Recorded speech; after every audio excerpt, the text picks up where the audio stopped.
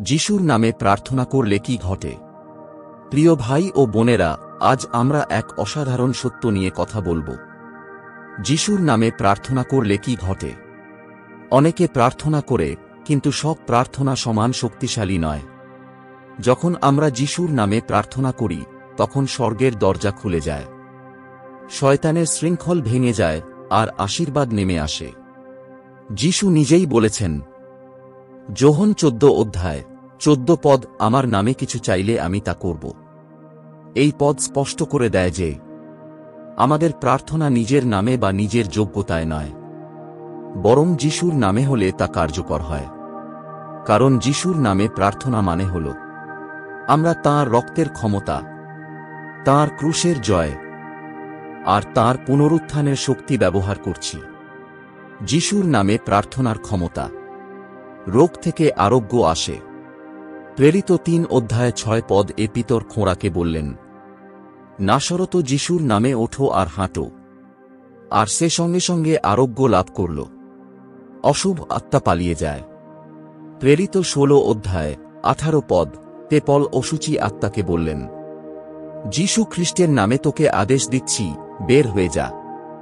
আর সঙ্গে সঙ্গে আত্মা বেরিয়ে গেল। শান্তি ও সুরক্ষা আসে।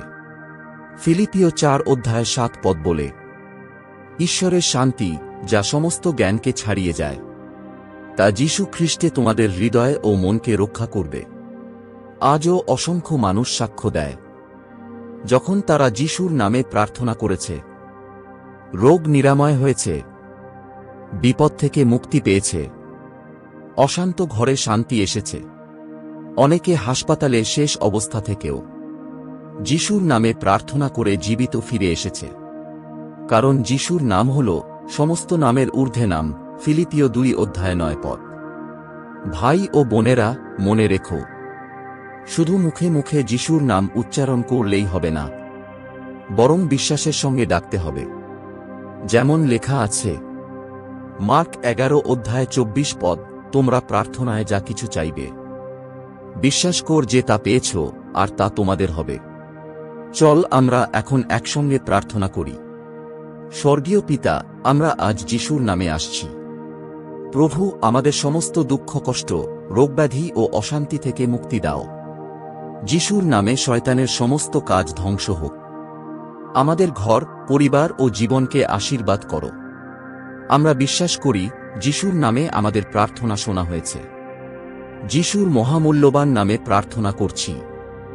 আমেন।